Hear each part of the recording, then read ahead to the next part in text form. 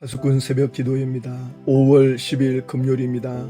오늘은 요한계시록 17장 6절 말씀으로 신천지 계시록은 처음부터 거짓말이다, 이런 제목으로 2부 말씀을 시작합니다. 말씀에 의지해서 함께 기도하기를 원합니다. 6절 말씀을 보시면, 또 내가 보매 이 여자가 성도들의 피와 예수의 증인들의 피에 취한지라. 내가 그 여자를 보고 놀랍게 여기고 크게 놀랍게 여기니. 사도 요한은 예수님께로부터 큰 음녀가 심판받는 것을 보여주겠다, 그렇게 말씀을 들었는데, 그 큰 음녀를 보니 자줏빛 옷을 입고 붉은 옷을 입고 또 금잔을 가지고 몸에는 온갖 보석으로 치장을 하고 가증한 것을 가졌고, 거기다가 성도들의 피를 흘리게 하고 또 예수를 전하는 전도자들의 피를 취하는, 이건 순교를 말하는 거죠. 죽음의 자리에 들어가게끔 하고 있는 큰 음녀를 보고 사도 요한은 깜짝 놀라게 됩니다. 짐승이 우는 사자같이 사람을 삼키는 건 이해가 되고, 또 바빌론이 하나님의 자녀들을 지배하는 건 이해가 되는데, 이 큰 음녀가 이렇게 예수의 사람들을 피로 물들게 하는 걸 보고 요한은 놀라게 됩니다. 신천지 강사는 요한계시록 17장 3절에서 6절 말씀의 주제를 큰 음녀의 비밀이다, 그러면서 이 바벨론 음녀의 비밀을 아는 자가 누구냐? 신천지 이만희 총회장밖에는 없다. 새 요한이다. 이분만이 이 비밀을 알고 있다, 이렇게 말씀합니다. 그러나 어제 아침에 보았지만 큰 음녀의 이마에 이름이 새겨져 있는데 이것은 비밀이라, 큰 바빌론이라, 이렇게 말해놓았지 않습니까? 그래서 신천지 계시록에서 배도 멸망 구원을 설명하거든요. 그러니까 구약 아담 시대 때부터 배도 멸망 구원으로 이렇게 역사가 이어져 왔다 그러죠. 아담이 배도하면 배도한 그 추종 세력들도 다 멸망당하고, 그리고 또 하나님이 구원자를 세우고, 또 그가 배도하면 또 다 멸망당하고, 또 구원자를 세우고, 그러다가 이제 이 마지막 때 이제 하나님이 세운 장막 성전 7사자가 배도하니까 거기에 있던 사람들이 전부 멸망을 당하고, 이제 새로운 약속의 목자 구원자를 이 시대에 세웠다. 배도 멸망 구원. 그러면서 계시록 1장 20절이 배도의 비밀을 말해주고 있고, 그리고 계시록 17장 5절에서 8절을 멸망의 비밀을 말해준다. 계시록 10장을 구원의 비밀을 말해준다. 이게 순서가 바뀌지 않았습니까? 계시록 17장이 왜 중간에 옵니까? 계시록 10장 뒤에 가야죠. 이 일 후에 일어나는 사건이라고 말씀하고 있는데, 이걸 억지로 끼워 맞추려고 성경 구절을 17장을 중간에 넣어놓고 있는 걸 볼 수 있습니다. 이렇게 자기들의 그 뜻을 관철시키기 위해서 억지로 성경 구절을 순서를 바꿔가면서까지 이렇게 억지로 고치고 주장하는, 이것은 성경을 억지로 해석하는 멸망의 길을 자초하는 겁니다. 계시록 1장, 10장, 17장 순서대로 풀면 배도, 구원, 멸망 이렇게 되는 거예요. 배도하고 그러면 구원자가 일어나고 다시 멸망, 이게 안 맞는 거예요. 이 계시록 순서대로 풀면 이게 말이 안 되잖아요. 그러니까 계시록은 이런 뜻을 갖고 있지 않는데 억지로 배도, 멸망, 구원을 만들어야 되니 이 성경 구절을 뜯어 고쳐가면서까지. 그러면 계시록 1장 20절에 말하는 비밀이 뭡니까? 배도의 비밀이 뭡니까? 1장 20절에 보면 내가 본 것은 내 오른손에 7별의 비밀과 또 7 금촛대라. 예수님의 오른손에 7별이 있고 또 7 금촛대가 예수님 앞에 있습니다. 사도 요한이 계시록 1장에서 예수님을 만났는데 사도 요한이 이해가 안 되는 거죠. 어찌 예수님의 오른손에 7별을 가지고 있단 말인가? 너무 신비롭다. 이게 비밀입니다. 누구는 알고 누구는 모르는 그런 비밀이 아니라 신비로움, 미스테리, 너무 신비롭다. 정말 인간의 이성으로는 이해하기가 어렵다. 그런 차원에서 말씀하는 거지, 무슨 숨겨놓고 모르게 하는 그런 것이 아닙니다. 그러면 그 다음 성경 구절에서 예수님께서 이런 답변을 하지 말았어야죠. 이게 만약에 비밀이면 20절에 7별은 7교회 사자요 7촛대는 7교회니라. 예수님이 사도 요한에게 7교회 편지하라. 그 7교회에 그 7교회를 상징하는 것이 7별이다. 그런데 그 7별은 교회의 사자다. 여기 사자는 엔젤로 나옵니다. 천사입니다. 그러니까 교회를 상징하는 별을 예수님께서 손에 붙잡고 있는데 그 별은 교회 사자다. 천사를 예수님께서 오른손에 붙잡고 있다. 7교회의 천사들을. 그러면 교회를 지키고 보호하는 예수 그리스도의 공동체를 보호하는 게 주의 천사입니다. 이것이 성경 어디에 나오느냐? 나중에 이제 보면 되겠죠. 그 다음에 7촛대는 성전에 있는 성막 안에 불을 밝히는 촛대입니다. 그 촛대 사이로 예수님이 나타나셨는데 이 촛대는 교회를 말하는 거다. 7교회다. 그러니 예수님께서 교회를 거니시면서 예수 믿는 사람들 가운데 예수님은 거니시면서 또 그 교회를 수호하고 지키는 천사들을 예수님이 붙잡고 있다. 그러면 교회를 붙잡고 있고, 교회를 붙잡고 있다는 것은 예수님의 백성들, 하나님의 자녀들을, 예수님을 따르는 성도들을 예수님이 붙잡고 있다, 이 말씀하는 거죠. 그래서 하나님의 의로운 손으로 하나님의 자녀들을 붙잡고 있는 것처럼 하나님의 자녀들은 예수님의 손 안에 있다, 그 말씀을 지금 예수님이 요한에게 보여주고 계신 것입니다. 그래서 사도행전 12장에 보면 주의 천사가 나타납니다. 베드로가 감옥에 갇혔을 때 천사가 베드로의 옆구리를 쳐서 깨웁니다. 일어나라. 쇠사슬이 손에서 풀려납니다. 처음에 베드로는 이게 무슨 사건인지 이해가 안 됐죠. 감옥을 벗어났어야 천사가 나를 이끌어내 왔구나. 그때서야 깨닫습니다. 너무나도 신비로운 사건이었죠. 이렇게 천사들이 베드로를 감옥에서 이끌어낸다. 베드로는 그 시대 교회의 책임자입니다. 교회의 수장입니다. 그 책임자가 감옥에 갇혔으니 교회 공동체가 얼마나 혼란스러웠겠습니까? 그러니 주의 천사가 베드로를 감옥에서 이끌어내는, 이것이 다 예수님께서 지시하시니까 가능한 거죠. 예수님의 지시를 받아서 천사가 왔기 때문에 천사가 나타내는 능력은 예수님의 능력, 하나님의 능력을 나타내는 겁니다. 그러니 천사가 오기만 했는데 그냥 쇠사슬이 끊어져 버립니다. 천사가 베드로의 쇠사슬을 만지지도 않았어요. 이것이 천사의 능력인데, 이 능력은 하나님께로부터 온 것입니다. 이 능력의 손으로 하나님의 백성들을 돌보고 있다. 그 말씀을 요한계시록을 통해서 하시면서 지금 로마가 하나님의 자녀들을 순교하게 하고 있지만 내 손안에 있다. 저 바벨론 큰 음녀, 저 일곱 머리 열불 로마는 심판을 받는다. 그 말씀을 요한계시록을 통해서 말씀하고 계신 것입니다. 히브리서 1장 14절에 모든 천사들은 섬기는 영으로서 구원받을 상속자들을 위하여 섬기라고 보내심이 아니냐. 그렇습니다. 천사는 섬기는 영입니다. 그렇다고 해서 이 영이라고 해서 비물질이 아닌 거죠. 천사는 실제로 베드로의 옆구리를 치고, 또 야곱도 천사와 씨름을 하고, 천사는 실제로 사람의 피부와 와닿게끔 그런 물질적인 그런 존재입니다. 근데 신천지는 천사는 영이다, 그래가지고 사람을 들어서는데 사람 속에 마치 들어올 수 있는 것처럼, 천사가 사람 속에 들어온다는 것은 없어요.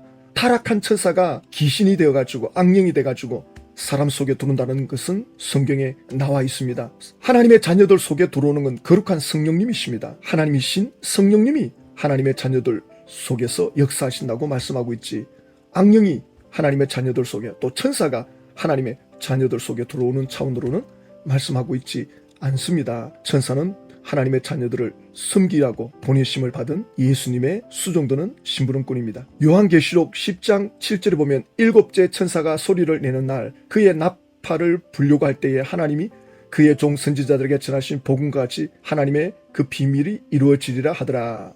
일곱째 천사가 나팔을 불려고 하는데 하나님의 비밀이 이제 이루어질 거다, 그렇게 말씀합니다. 여기에 대해서 지파장은 이렇게 말합니다. 사람이 알고 있다면은 하나님의 비밀이 아니지 않습니까? 여기 일곱째 나팔이 비밀인데 어떤 일이 되느냐. 계시록 11장 15절에 보니까 세상 나라가 하나님의 나라가 된다.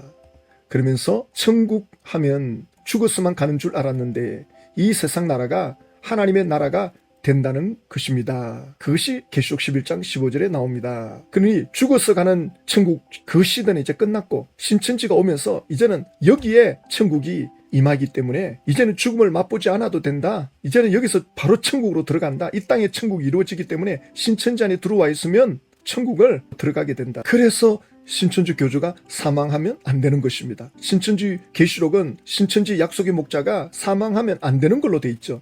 그래서 어제 공개 토론할 때 그 나오신 선교사님들이 신천지 총회장이 마치 사망 안 하는 것처럼 이제 말씀을 비추니까 저희 쪽의 목사님들이 사망을 하지 않는다고요? 하고 그렇게 이제 물으시는 거죠. 그러니까 이제 이분들이 대답을 할 때 성경에 영생한다고 54분이나 나와 있다. 성경을 믿어야지. 그래서 또 이제 저희 쪽의 목사님은 아니 그건 영적인 영생을 말하는 거지. 육체는 죽고 그 영혼이 부활의 몸으로 들어가서 영생하는 것을 말씀하는 거지. 그러니 육체 영생이 아니다. 이제 그런 시간들도 있었는데요. 보십시오. 지금 이 지파장이 천국 죽었으면 가는 줄 알았는데 이제 이 세상 나라에 하나님의 나라가 이루어지면 죽음을 맛보지 않는다는 거예요.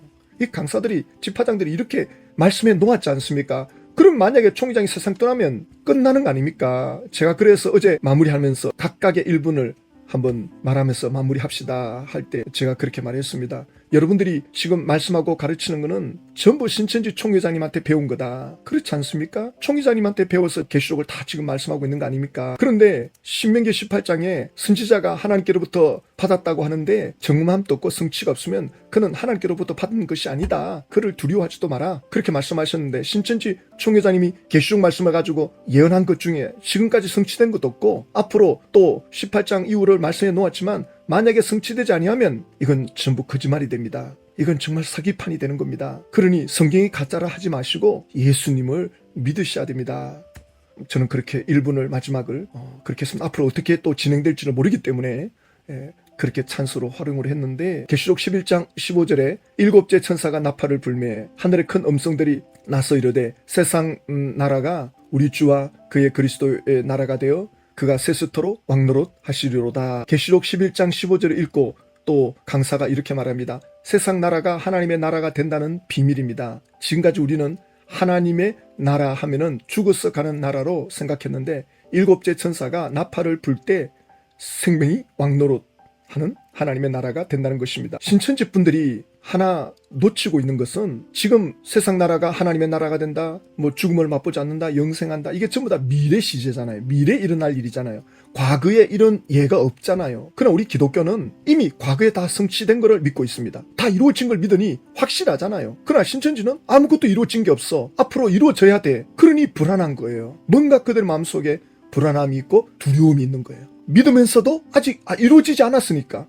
그리고 하나님께서 우리에게 믿음을 줄 때는 이루어 놓고 믿으라 그러십니다. 그게 진짜 하나님께서 우리에게 주시는 복음 아니겠습니까? 예수님은 모든 걸 성취하시고 이루시는 걸 보여주시고 이제 믿어라. 내가 다시 올 거다. 99% 다 보여주고 마지막 하나 남은 1% 예수님 재림하는 거. 그거 못 믿을 이유가 없죠. 99%를 완벽하게 진실되게 성취하시고 보여주셨는데 그 1%를 못할 이유가 없는 것입니다. 그런데 신천지에서 세상 나라와 우리 주의 그리스도의 나라가 하나 된다. 하나님의 나라, 예수님의 나라는 4차원의 영역입니다. 시공간을 초월해요. 천국에 가 있는 하나님의 자녀들은 예수님의 부활의 몸을 입고 있기 때문에 시공간을 초월해요. 그러나 이 지구에 있는 사람들은 3차원의 몸입니다. 그러면 14만 4천은 뭐 변화된 몸으로 4차원에 들어간다 하겠지만 신천지에 입맞지 않은 사람들은 3차원의 몸이다 말입니다. 3차원과 4차원이 공존할 수가 없습니다. 땅이 4차원의 나라가 되어버리는데 신천지 안에 들어가지 못한 사람은 3차원의 몸을 갖고 4차원의 공간 속에 들어간다? 이게 설득력이 없는 거예요. 그러면 이런 예가 성경에 있느냐? 성경에 없어요. 이런 그림이 성경에 없단 말입니다. 그런데 이루어진다는 게 앞으로. 그런데 그 이루어진다는 걸 그림으로 그려보면 이게 맞지가 않는 거예요. 세상 나라와 하나님의 나라가 하나가 된다. 이 말씀은 이런 차원이죠. 예수님이 십자가에 죽으셨는데 그 육체가 다 망가졌습니다. 그런데 예수님이 부활할 때 어떻습니까? 이 십자가에서 죽으신 몸이 흙으로 돌아갔습니까? 육신의 몸은 없어졌습니까? 그렇지 않습니다. 육신의 몸이 예수님의 부활의 몸에 들어갔어요. 그러니 예수님 오른손에 왼손에 못자국이 남아있잖아요. 옆구리에 창 자국이 남아있잖아요. 그 제자들에게 보여주는 거예요. 봐라, 내가 바로 십자가에서 죽은 몸이다. 이렇게 부활했다. 예수님이 제자들에게 보여주잖아요. 이런 차원입니다. 하나님의 나라와 세상 나라가 하나 되는 차원은 이런 차원, 완전히 새로운 새하늘 새 땅으로 변화되는. 그러니까 신천지인들이 이해를 좀 못하는 것 중에 하나가 이 지구가 그러면 완전히 없어집니까? 하나님이 만든 이 지구인데 이 지구가 그러면 뭐 핵폭탄에 의해서 완전히 사라집니까? 그렇게 말씀하는데 지구의 흔적은 남아있겠죠. 예수님처럼 지구가 아무리 핵폭탄이 터져도 예수님이 십자가에서 육체가 완전히 망가져도 그 시신이 남아있잖아요. 그러니까 지구가 예수님 재림할 때 지구가 엉망진창이 되지만 남아있어요. 그러나 예수님 재림할 때는 세상 나라가 우리 주님의 나라와 하나가 되는, 그러니까 세상 나라가 예수님의 나라로 변화되는, 그러니까 이 지구가 완전히 새하늘 새 땅으로 변화되는, 그러면서도 옛날 그 지구의 흔적이 그대로 남아있는 예수님의 육체가 부활의 몸으로 들어가는 것처럼 이 지구가 새하늘 새 땅 속으로 다 흡수돼 버립니다. 이걸 연속성, 비연속성 이렇게 표현하지 않습니까? 그런데 신천지 강사는 천국 하면은 죽었으만 가는 줄 알았는데 이 세상 나라가 하나님의 나라가 된다는 것입니다. 예, 우리가 죽지 않고 뭐 천국에 들어갈 수 있으면 너무 좋죠. 누가 그걸 원하겠어요? 굳이 죽음을 맛보는 거를 또 죽어야 되는 그런 자리에 누가 들어가는 걸 원하겠습니까?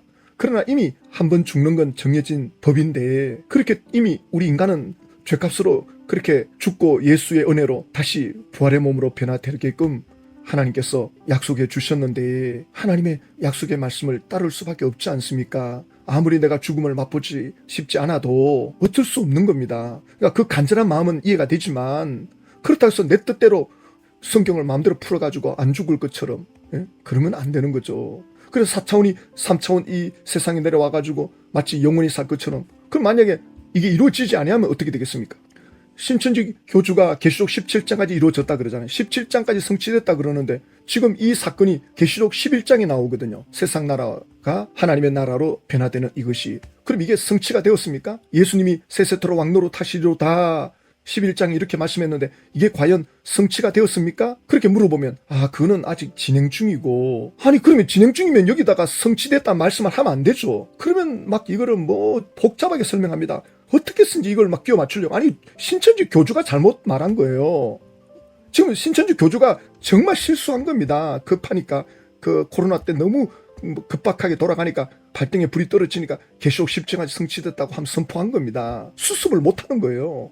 계시록 7장도 이루어지지 않았고 11장에도 세상 나라와 하나님의 나라가 하나 되는 이것도 이루어지지 않았습니다.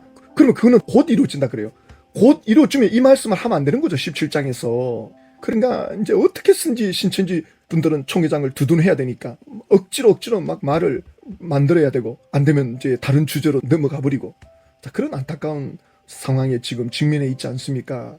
그러니까 신천지는 이렇게 성경을 막 억지로 막 끼워 맞춰야 되고 요한계시록은 그렇지가 않습니다. 요한계시록은 그 7머리 10뿔 그리고 그 올라타 있는 큰 음녀 그리고 그 큰 음녀 이마에 이름이 있는 바벨론 이게 다 한 통 속이에요. 하나님을 대적하고 하나님을 모독하고 예수 믿는 사람들의 피를 흘리게 하는 큰 음녀 이게 다 같은 하나가 돼 있단 말입니다. 하나가 돼가지고 지금 하나님의 자녀들을 미혹하고 괴롭히고 또 계시록 13장에 보면 짐승이 입을 벌려 하나님을 향하여 비방하되 그의 이름과 그의 장막 곧 하늘에 사는 자들을 비방하더라.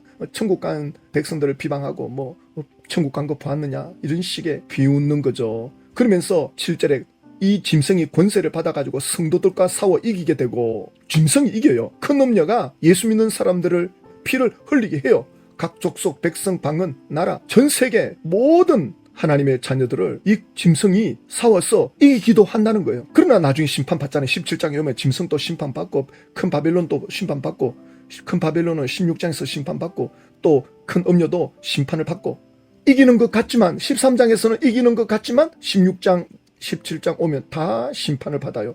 로마가 기독교를 집어삼키는 것 같지만 결국 로마는 313년에 두 손 들지 않습니까? 그리고 로마는 나중에 완전히 기독교 국가가 되어버리잖아요. 그러니까 사도 요한 시대 때는 마귀가 이기는 것처럼 보였어요. 짐승이 이기는 것처럼 보였습니다. 큰 음녀가 이기는 것처럼 보였습니다.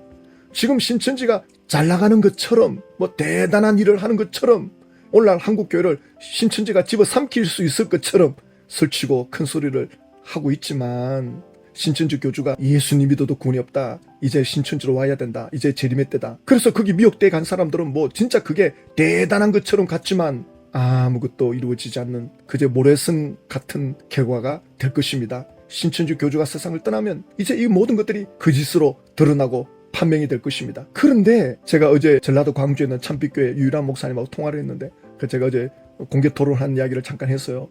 이분들은 총회장이 사망하면 성경도 믿지 않겠다. 성경이 가짜다. 못 믿겠다는 식으로 표현하는데 어떻게 생각하십니까? 이러니까 그 사람들은 신천지 교주가 사망해도 신천지 나올 사람들 아닙니다.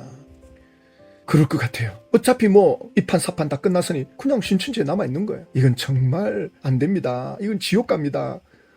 지금 일어나는 것만 보더라도 하나님을 대적하고 있는데 예수님을 대적하는데 이제 거짓이 다 드러났는데도 이제 신천지에서 뭘 하겠습니까? 교주가 세상을 떠났는데 그러면 교리를 수정해가지고 가르치는 것들이 다 거짓말하는 거죠. 그래서 불과 여왕으로 타는 못에 던져지는데 거짓말하는 모든 자들은 둘째 사망에 던져진다. 제발 신천지 분들이 더 이상 미혹당하지 않도록 신천지 교주가 세상을 떠났는데도 그게 남아있다. 그건 너무 비참한 겁니다. 정말 그거는 끔찍한 겁니다. 더 이상 속지 말아야 됩니다.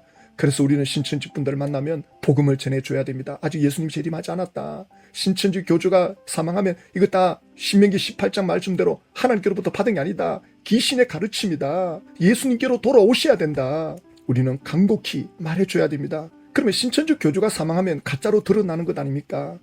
그런데도 그걸 무시하고 남아있겠다. 성경을 이제 못 믿겠다. 개신교는 뭐 말씀도 없고 뭐 개신교 목사들은 유치원 수준이고 이렇게 이해하고 있으니 그들이 개신교로 돌아올 수가 있겠습니까? 그래서 우리가 기도하는 겁니다. 하나님 아버지, 신천지 분들은 신천지 계시록에 미혹되어서 예수 그리스도를 보는 눈이 어두워져 있고 오늘날 개신교회를 마귀 취급하고 있고 또 신천지 교주가 사망을 했는데도 모든 것이 끝난 것이 이루어진 것을 보고도 그게 남았겠다고 하는 사람들, 또 아무것도 믿지 않겠다고 절망하는 사람들이 엄청나게 나올 텐데 하나님, 저희들이 어떻게 해야 하겠습니까? 신천지의 12지파장과 강사들에게 역사한 이 귀신의 가르침을 막아 주시옵소서. 전국 12지파의 기도의 파수꾼들이, 말씀의 전도 파수꾼들이 일어나서 이 신천지 가짜 계시록을 막을 수 있게 하여 주시옵소서. 예수님의 이름으로.